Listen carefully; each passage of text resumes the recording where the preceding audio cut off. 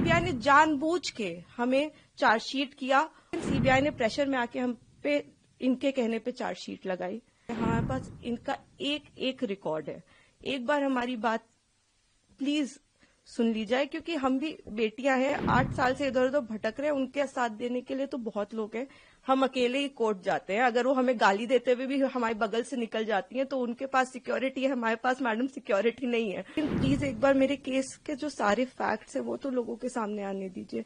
हम बहुत ही मुश्किल से जुडिशरी के पास गए थे। हमारे अपील में हमने सारे फैक्ट्स फाइल किए हुए हैं। उन्होंने अपनी टाइमिंग 3 बार बदली है। पहले उन्होंने कहा दोपहर 2 बजे, फिर उन्होंने एक मीडिया स्टेटमेंट दिया, उन्होंने कहा नहीं 2 बजे नहीं हुआ, शाम को 6 बजे हुआ। ये उन्होंने ऐसे इसलिए किया क्योंकि ऑलरेडी एक फोटो है मेरे पिता की कि वो मम्मी के साथ एक इवेंट में मौजूद है 2 बजे। फिर फाइनली उन्होंने जब FIR लॉन्च की उसमें समय बदल दिया, 8 से 8:30 कर दिया। रिकॉर्ड पे है कि जो मेरे फादर की लोकेशन है, वो जो अलेज कर रही है जो जगह, उससे 17 किलोमीटर दूर मेरे फादर की लोकेशन है।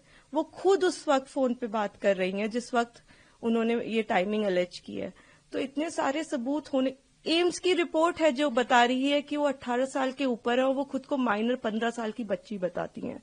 मैं बस ये आपके माध्यम से कहना चाहती हूँ कि मैं समझ रही हूँ कि आपकी भावना एक तरफ जुड़ी हुई है, क्योंकि आपने ये सारे फैक्ट शायद कभी सुने नहीं है और ना किसी ने हमें नहीं अप्रोच किया कि आप अपना आपके फैक्ट्स क्या है। किसी ने उनसे कभी पूछा कि आप एक सबूत दिखा दीजिए कि आपकी तरफ कुलदीप सिंह सेंगर ने कभी आंख उठा के भी देखा। मैं कह रही हूँ अगर वो दिखा दे तो फांसी दे दे, लेकिन आप इस तरह का अनड्यू प्रेशर बना के, वो उन्होंने क्या किसी को पता है कि वो एक पॉलिटिकल पार्टी से एसोसिएटेड है।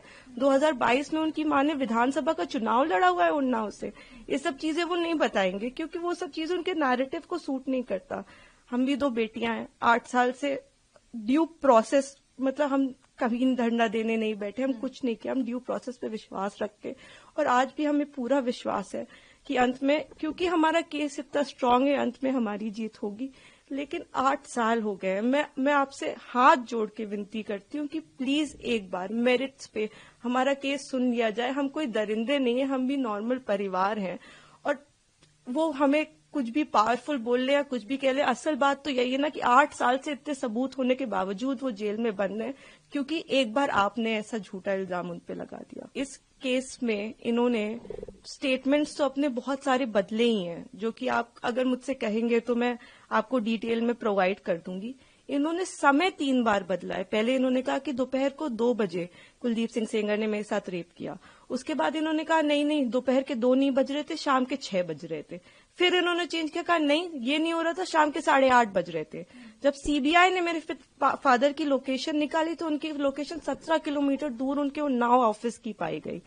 सीबीआई ने दूसरे केस में जानबूझ के हमें चार्जशीट किया और उसके बाद जब दूसरे केस में चार्जशीट लगाई तो हमें पता लगा कि हमने जब वो CDR देखे तो हमें पता लगा कि ये तो उस वक्त पे फोन पे बात कर रही थी। तो सीबीआई ने भी जानबूझ के, आई डोंट नो किस प्रेशर में आके, सारे इंस्टीट्यूशंस, लेकिन सीबीआई ने प्रेशर में आके हम पे इनके कहने पे चार्जशीट लगाई। मैं देखिए किसी पे इल्जाम नहीं लगा रही, मैं बस ये कह रही हूँ कि अभी भी ये सारे तथ्य हमारी अपील में मौजूद है। हमारे पास इनका एक एक रिकॉर्ड है। एक बार हमारी बात प्लीज सुन ली जाए, क्योंकि हम भी बेटियां हैं, 8 साल से इधर उधर भटक रहे हैं। उनके साथ देने के लिए तो बहुत लोग हैं। हम अकेले ही कोर्ट जाते हैं। अगर वो हमें गाली देते हुए भी हमारे बगल से निकल जाती हैं तो उनके पास सिक्योरिटी है, हमारे पास मैडम सिक्योरिटी नहीं है।